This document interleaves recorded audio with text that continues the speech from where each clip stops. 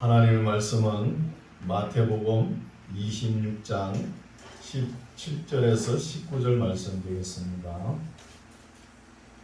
마태복음 26장 17절에서 19절 말씀 제가 봉독에 올립니다.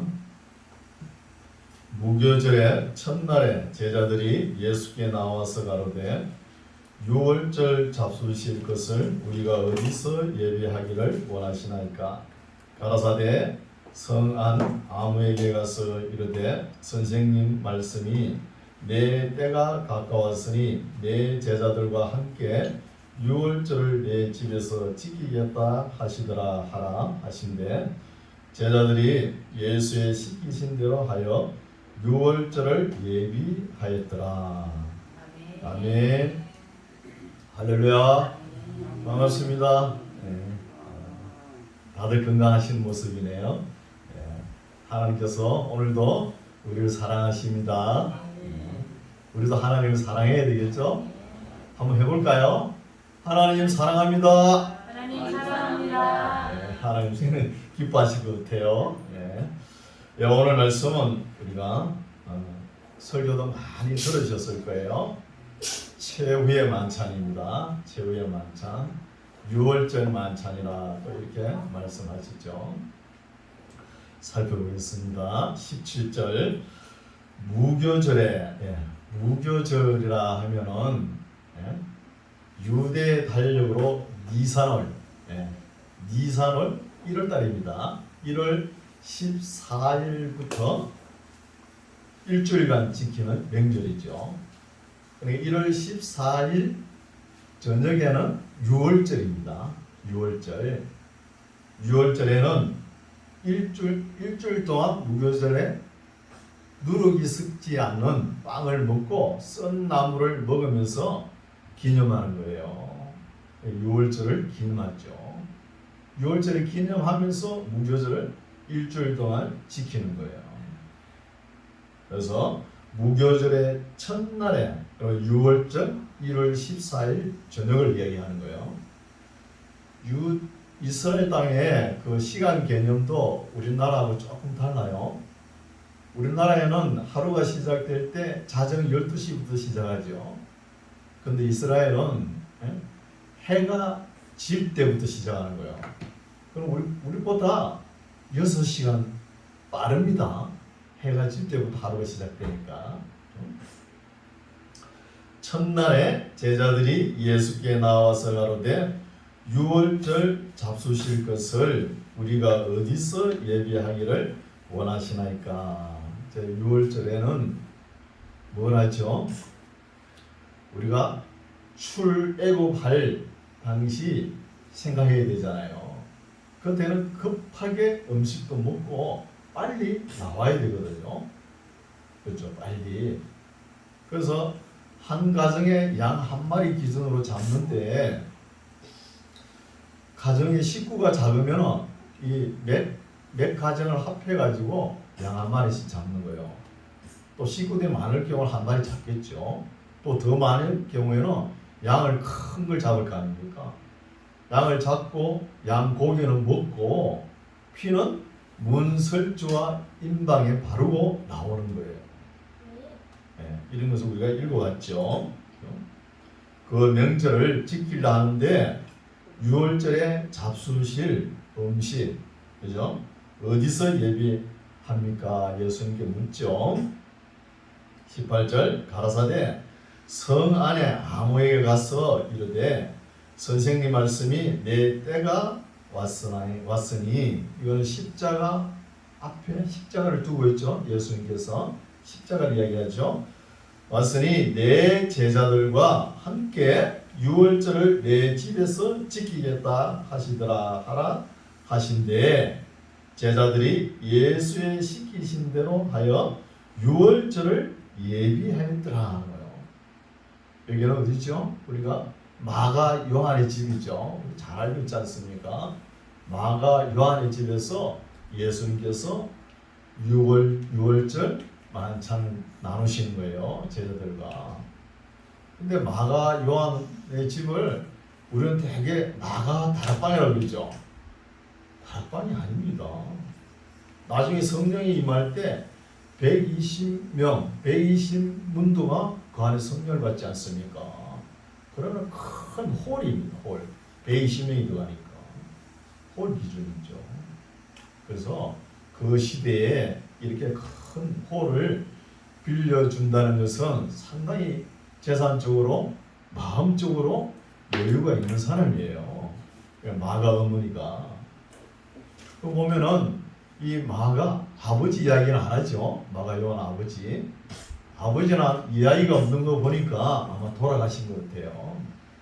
그리고 마가의 행제 이야기도 안 하는 거예요. 행제 이야기도.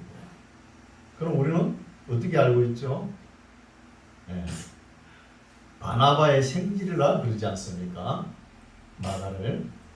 그러면은 바나바의 누나가 되든가 마가의 어머니가 바나바의 누나가 되든가 여동생이 되든가 그렇죠. 그렇죠? 우리가 바르나바스 위로의 아들 그렇죠? 너무 착하죠. 온유하고 이런 분이죠. 그래서 유월절을 예비하였더라. 20절 저물 때에 예수께서 12 제자와 함께 앉으셨더니 이때가 목요일입니다. 목요일.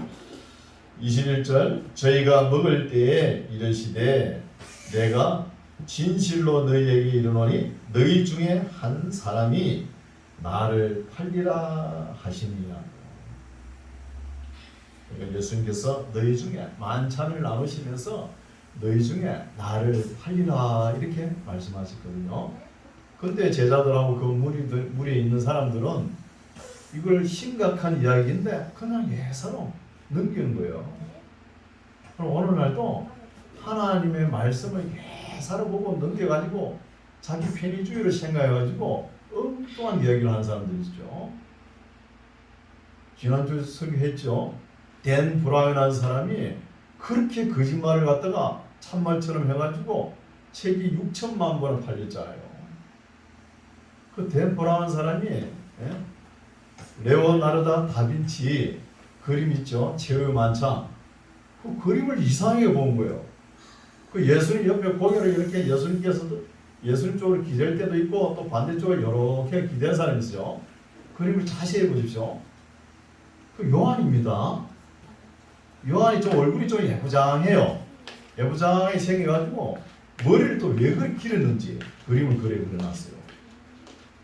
아이고 그걸 갖다가 막달라 마리아라고 오해를 해가지고 그렇게 얼뚱당치도 않은 글을 써가지고 대박을 터뜨렸잖아요. 그렇죠. 너무나 그 시간하고 돈하고 얼마나 소비가 심합니까? 그걸 또 사람들이 다 사봐요.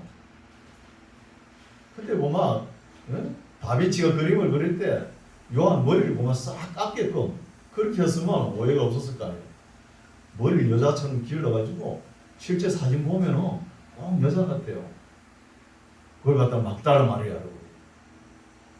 이런 오해가 있었지 않습니까? 하나님 말씀을 읽을 때 우리가 최선을 다해가지고 그 시대 환경 이런 걸 다 비교해가지고 읽어야 되는 거예요. 똑바로 보고 읽어야 돼요. 똑바로. 저희가 먹을 때에 이르시되 내가 진실로 너희에게 이르노니 너희 중에 한 사람이 나를 팔리라 하시니 저희가 심히 근심하여 각각 여쭤오되 주여 내니까. 이 말은 무슨 말입니까? 나는 절대 파는 자가 아니죠. 이거잖아요. 나는 절대로 주님을 뭐 팔아넘기고 그런 사람 아닙니다. 이 말이잖아요. 23절 대답하여 가라사대 나와 함께 그릇에 손을 넣는 그가 나를 팔리라. 인자는 자기에게 대하여 기록된 대로 가거니와 인자를 파는 그 사람에게는 화가 있으리로다. 그 사람은 차라리 나지 아니하였다면 제게 좋을 뻔하였느니라. 우리 예수님께서 말씀하실 때 너무 안타까운 이야기 두 마디가 있죠. 제일 처음에 어떤 말씀이냐 하면 그 시대의 종교 지도자, 서기관, 바리새인, 율법학자, 사도계인들 보고 어떤 소리를 합니까? 그런 사람들이 맨날 길거리에 가서 거룩한 척하고 기도하고 그러죠. 그 외식을 예수님께서 지적하지 않습니까? 그러지 말라는 거예요. 그러면서 예수님께서 이 독사의 자식들아 그러지 않습니까? 너희가 어떻게 지옥의 판결을 면할 수 있느냐? 이렇게 예수님이 책망하신 거예요. 그 종교 지도자일 때 그래도 예수님께서 어지간하면 용서하고 그럴 거 아닙니까? 그러지 못했다는 거예요. 그 말씀하고 오늘 본문 보십시오. 물론 가룟 유다고 이야기하겠죠. 차라리 나지 않았더라면 저에게 좋을 뻔하였다는 거예요. 그래도 가룟 유다 그래도 돈깨 하나 만치니까 예수님의 신임을 얻은 분이잖아요. 그런 사람이 엉뚱한 짓을 한다는 것이죠. 25절 예수를 파는 유다가 대답하여 가로되 가룟 유다죠. 라삐여 내니까 대답하시되 너가 말하였도다 하시니라. 네가 말하는 네 말 맞다. 그렇죠. 근데 다른 제자들은 우리 분위기를 좀 파괴해야 되겠죠. 지금 예수님께서는 이 세상을 확 뒤엎어버리고, 그렇죠? 혁명을 일으켜가지고, 혁명을 일으키죠. 세상을 전복시키고, 변화시켜가지고, 이렇게 되면은 예수님은 왕이 된 것은 따놓은 당상이라는 거예요. 제자들이 볼 때요. 그래 되면 어떡하죠? 이때까지 예수님 따라온 목적이 있을 거 아니에요. 누가 좌편에 누가 우편에 앉나? 설마 나를 앉히겠지? 전부 다 이렇게 신경전을 벌이는 거예요. 자기 나름대로. 그렇게 결정적인 순간에 예수님께서 하시는 말이 누가 나를 판다는 거예요. 나와 같이 그릇에 손을 얹는 자가 나를 판다는 거죠. 또 나중에 다른 곳에서 보면 내가 먹을 것을 주는 그 사람이 나를 판다는 것이지 않습니까?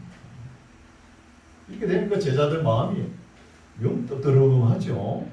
떠들어한 거예요. 이것도 우리 지난주에 설교했죠. 거기서부터 한번 더듬어 봅시다. 그 베라니 문둥이 시몬 집에 예수님께서 찾아갔잖아요.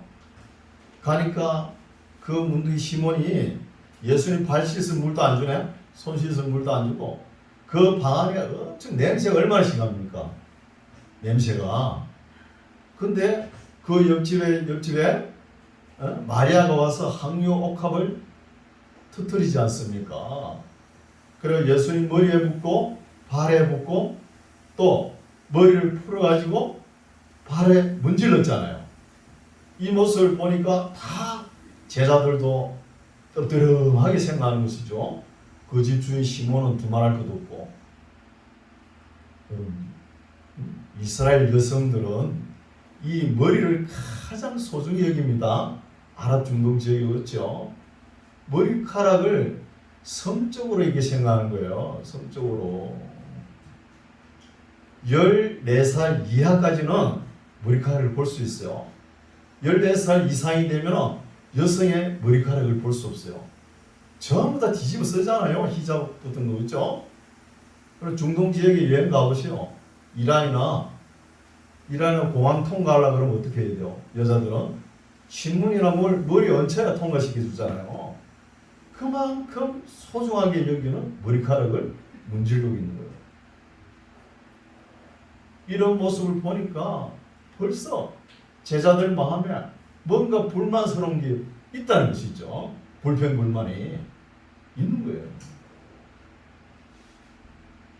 그때 누가 제일 좋아요? 마귀가 제일 좋아합니다. 이때 찬스를 안 놓치죠. 싹 들어가지고 불신의 씨앗을 싹 피우는 거예요. 연기를 싹 내는 것이죠. 그냥 그게 확 빨려 들어가는 것이죠.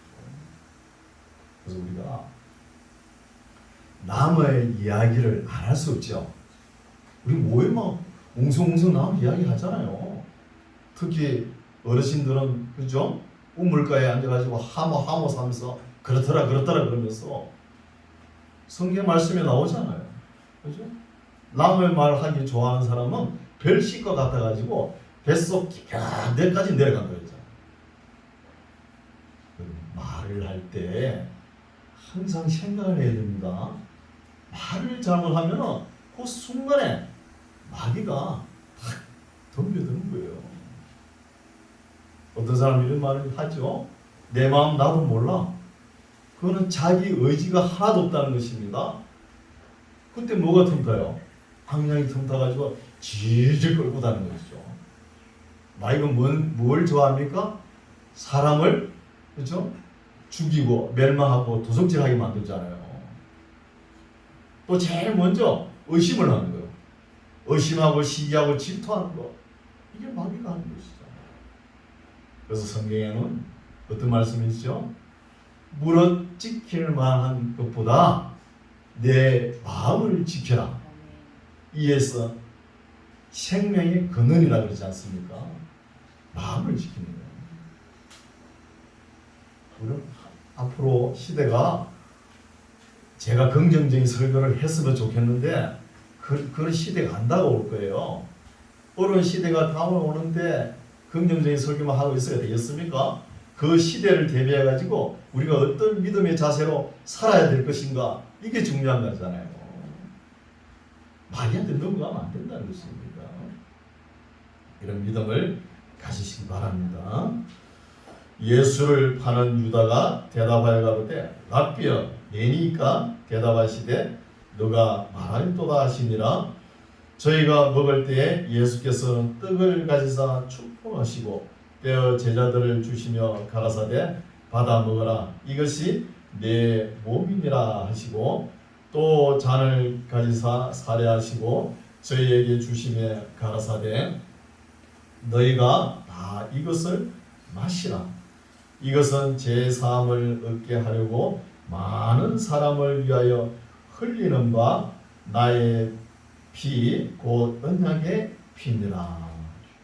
우리 성찬식 하죠. 분기마다 하지 않습니까? 중요한 것이죠, 성찬식이.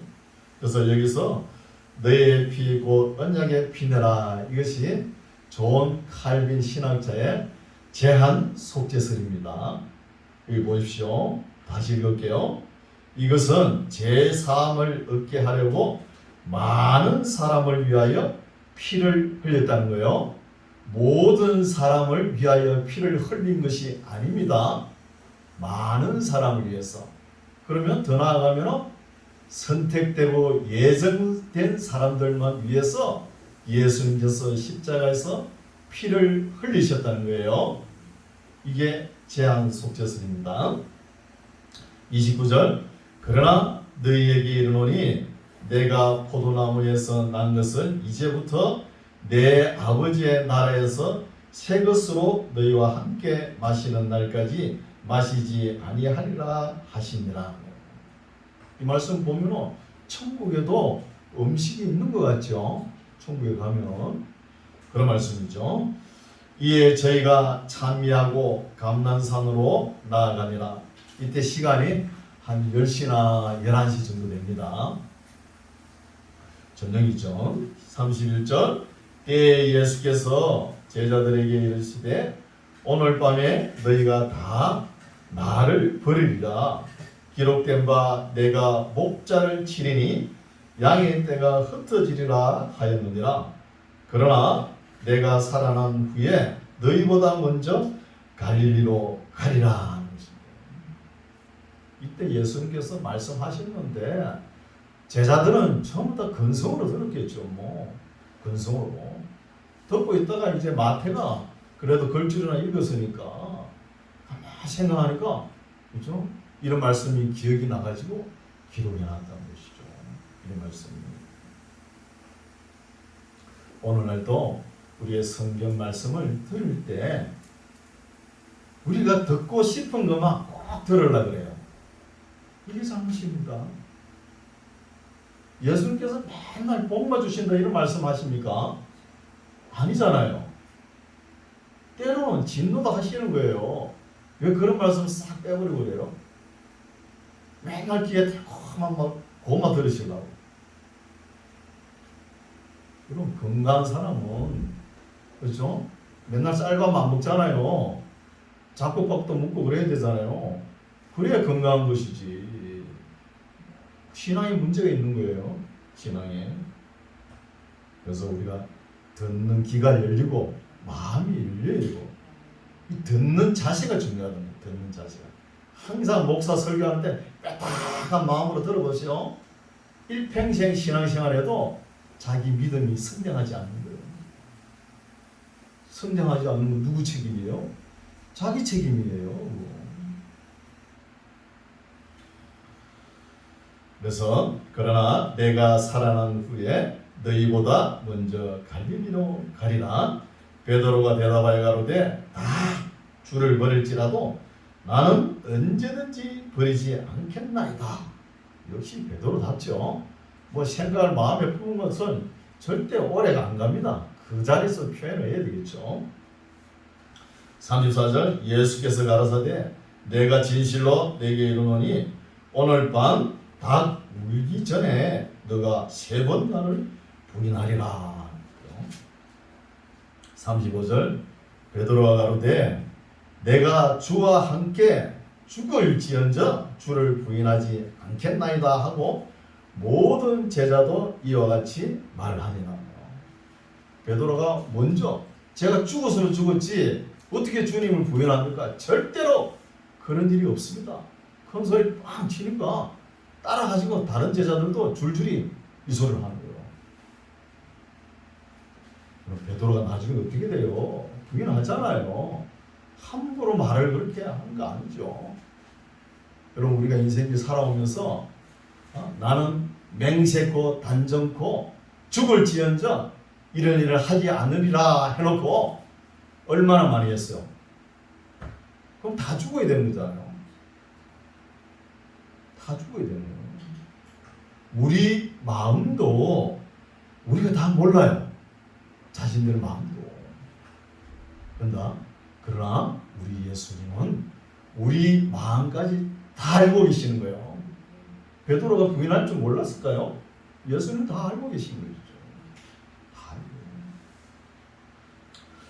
36절 이에 예수께서 제자들과 함께 겟세마네 기도죠. 겟세마네라 하는 곳에 이르러 제자들에게 이르시되 내가 저기 가서 기도할 동안에 너희는 여기 앉아 있으라 하시고 예수님께서 아직 십자가 문제가 해결되지 않은 거예요. 그래서 하나님께 기도하는 거예요. 이때가 이제 십자가 지실 불과 몇 시간 안 남았습니다. 이제 한 9시간, 10시간 정도밖에 안 남았어요. 다음날 9시에 십자가에 매달리지 않습니까? 예수님께서. 37절 베드로와 세베대의 두 아들 야고보와 요한이죠. 두 아들을 데리고 가실새 고민하고 슬퍼하사 이에 말씀하시되 내 마음이 심히 고민하여 죽게 되었으니 너희는 여기 머물라 나와 함께 깨어 있으라 하시고 조금 나아가사 얼굴을 땅에 대시고 엎드려 기도하여 가라사대 내 아버지여 만일 할만하시거든 이 잔을 내게서 지나가게 하옵소서. 그러나 나의 원대로 마옵시고 아버지의 원대로 하옵소서 하시고 제자들에게 오사 그 자는 것을 보시고 베드로에게 말씀하시되 너희가 나와 함께 한시 동안도 이렇게 깨어 있을 수 없더냐. 시험에 들지 않게 깨어 있어 기도하라. 제자들 보고 이야기하는 것이죠. 마음에는 원이로되 육신이 약하도다 하신 거죠. 이런 말도 우리가 하면 안 돼요.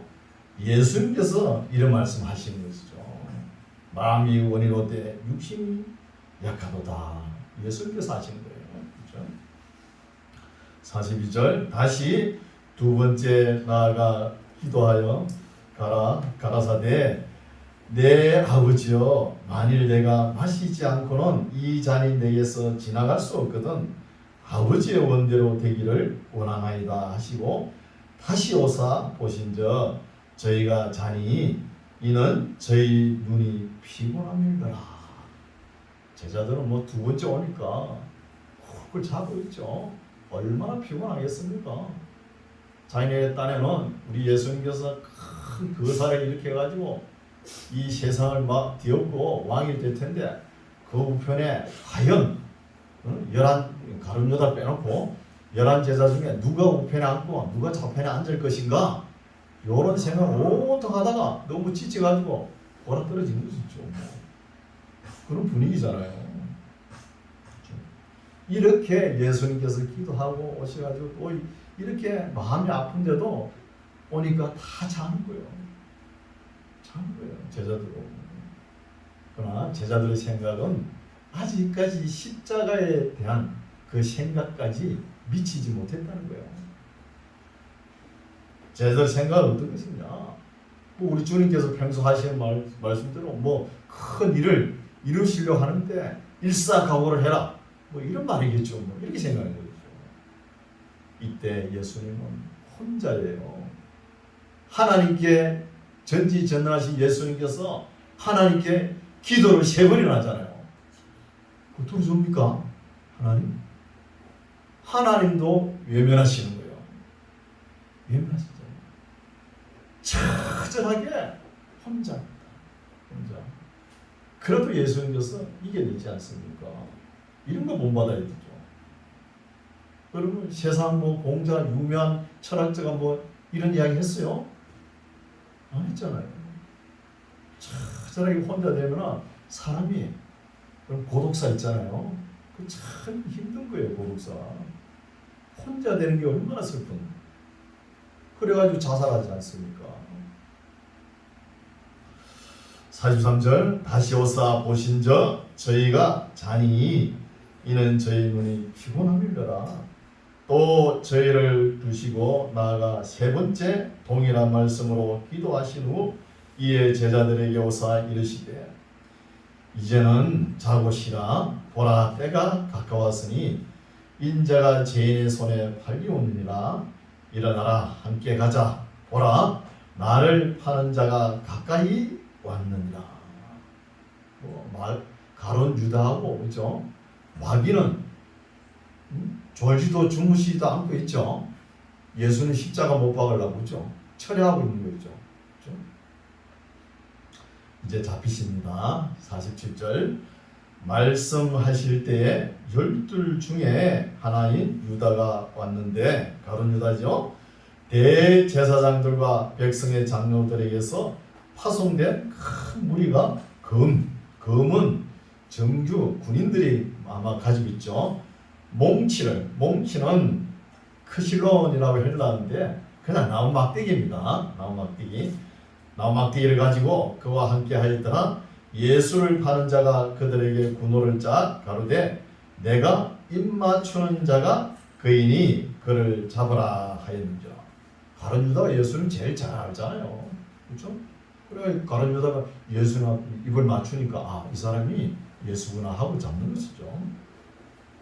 49절 곧 예수께 나와 랍비여 안녕하시옵니까 하고 입을 맞추니 예수께서 가라사대 친구여 누가 무엇을 하려고 왔는지 행하라 하신대 이에 저희가 나와 예수께 손을 대어 잡는지라.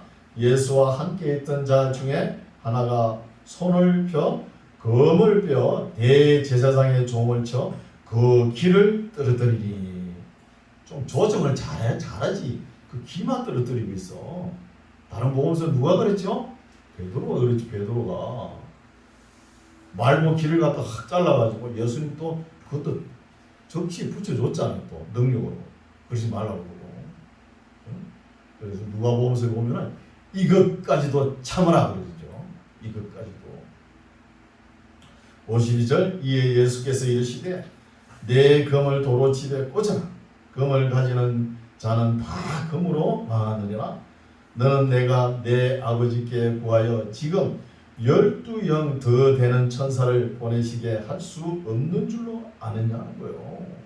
예수님의 능력으로 그죠? 한 영이 6,000명입니다. 12영이라면 72,000명이에요. 72,000명 천사를 동원할 수 없어요? 할 수 있어요. 할 수 있는데 왜 안 하느냐? 하나님의 뜻을 이루는 거예요. 하나님의 뜻을. 54절 내가 만일 그렇게 하면 또 이런 일이 있으리라. 한 성경이 어떻게 이루어지리요 하시더라고요. 기록된 성경의 말씀을 이루기 위해서 예수님께서 표적과 기적과 능력을 행하지 않는다는 것입니다. 우리가 잘 아는 대로 나사로 집에 가서 나사로 보고 부자 되게 해줬어요. 그 마리아가 젊은 나이에 몸 안 팔게 해줬어요. 그대로 놔뒀잖아요. 그대로. 오늘날도 우리도 예수 믿는 목적에 꼭 예수 믿으면 복 받고 잘 되고 잘 된다. 이런 것만 딱 생각하는 거예요. 그게 아니에요. 12제자 보십시오. 복은 뭐 어디 가나 핍박받고 맨날 두들겨 맞고 그랬잖아요. 나중에 끝내 순교까지 하잖아요. 그거 복 받은 겁니까? 우리 하나님을 꼭 복으로만 연결해가지고 그렇게 만들려고 하는 거예요. 이게 잘못된 거예요. 예수 믿으면은 복도 받을 수 있습니다. 받을 수 있고 핍박도 받을 수 있고 하나님의 진노도 받을 수 있는 거예요. 저주도 받을 수 있는 거예요. 이만큼 신앙이 성화되고 성숙된 모습을 보여야 되는데 우체된 판인지 뭐 맨날 복다른 거 하고 있는 거예요. 이게 안타까운 거지. 54절 내가 만일 그렇게 하면 이런 일이 있으리라 한 성경이 어떻게 이루어지려 하시더라는 것이죠. 기록된 성경 말씀을 이루기 위해서 또 하나님의 뜻을 받아들이기 위해서 능력을 행하지 않은 것입니다. 55절 그때 예수께서 무리에게 말씀하시되 너희가 강도를 잡는 것 같이 금과 몽치를 가지고 나를 잡으러 나왔느냐. 내가 날마다 성전에 앉아 가르쳤으되 너희가 나를 잡지 아니하였도다. 그러나 이렇게 된 것은 다 선지자들의 글을 이루려 함이라. 이게 뭐죠? 선지자들의 글, 성경을 이루게 함이라는 거예요. 성경을 하시더라. 이에 제자들이 다 예수를 버리고 도망한다는 것이죠. 57절 예수를 잡은 자들이 끌고 대제사장 가야바에게로 가니 거기 서기관과 장로들이 모여 있더라는 거야. 잠도 안 자고 말이야. 철야하고 있죠. 58절 베드로가 멀찍이 예수를 쫓아 대제사장의 집 뜰에까지 가서 그 결국을 보려고 안에 들어가 하속 종이죠. 종 하속들과 함께 앉았더라. 대제사장들과 온 공회가 예수를 죽이려고 그를 칠 거짓 증거를 찾음에 거짓 증인이 많이 왔으나 얻지 못하더니 후에 두 사람이 와서 가로되 이 사람의 말이 내가 하나님의 성전을 헐고 사흘에 지을 수 있다 하더라 하니 대제사장이 일어서서 예수께 묻되 아무 대답도 없느냐. 너가 이 사람들의 너를 치는 증거가 어떠하뇨 한다는 거요. 말 같지도 않죠. 그죠? 말이 안 되는 소리를 하고 있잖아요. 지금 예수님께서 어떤 말을 했는데요.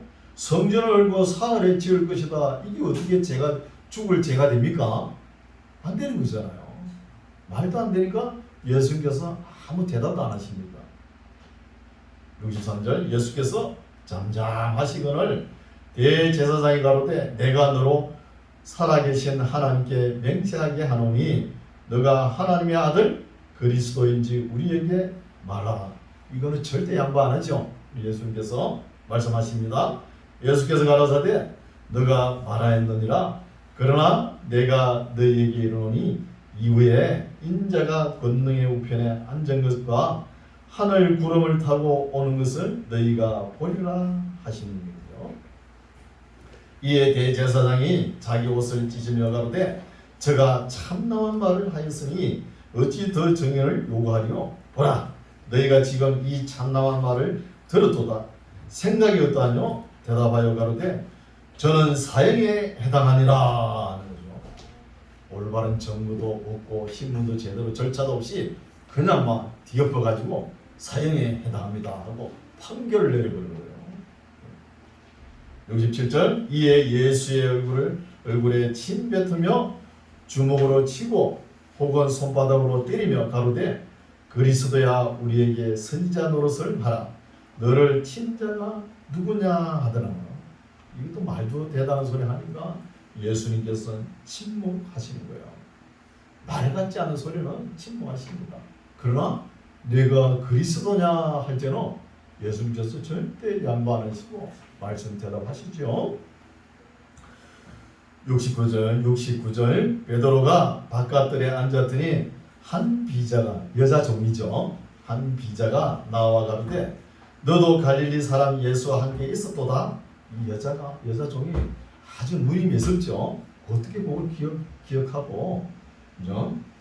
함께 있었도다 하거늘 베드로가 모든 사람 앞에서 부인하여 가로되 나는 내 말하는 것이 무엇인지 알지 못하겠노라 하며 앞문까지 나아가니 다른 비자가 또 저를 보고 거기 있는 사람들에게 말하되 이 사람은 나사렛 예수와 함께 있었도다 하는 것이죠. 베드로가 맹세하고 또 부인하여 가로되 내가 그 사람을 알지 못하노라 하더라. 조금 후에 곁에 섰던 사람들이 나와 베드로에게 이르되 너도 진실로 그 당이라. 너 말소리가 너를 표명한다 하거늘. 너 말소리 들어보니까 저 갈루리 사투리네 뭐 옆에 있었구만 이러잖아요. 맞네 그러잖아요.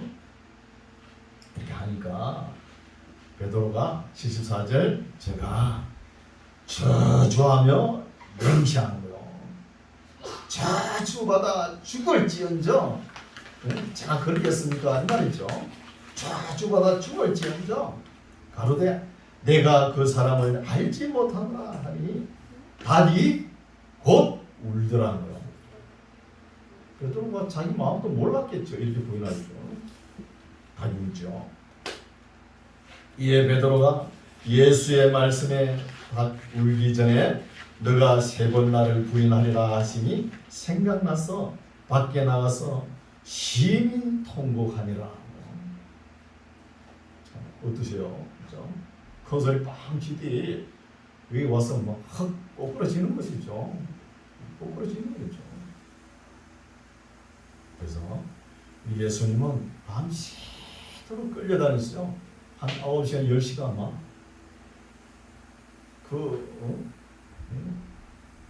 본디오 빌라도 총독까지 갈 때까지 얼마나 끌려다녔습니까?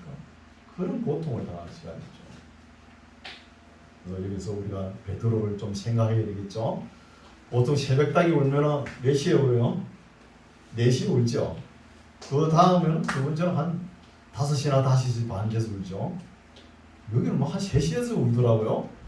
이게 정신없는 닭이죠. 뭐 울어야 할 시간도 안 되고 울어야 되는데, 그렇죠? 옛날에 시골에는 집집마다 닭을 다 키웠잖아요. 시계가 드물잖아요 그때는. 그렇죠? 한 집에서 울면은 그 옆집에 닭이 따라서 딱 울어버린 거예요. 전부 다 이렇게 다 깨는 거죠.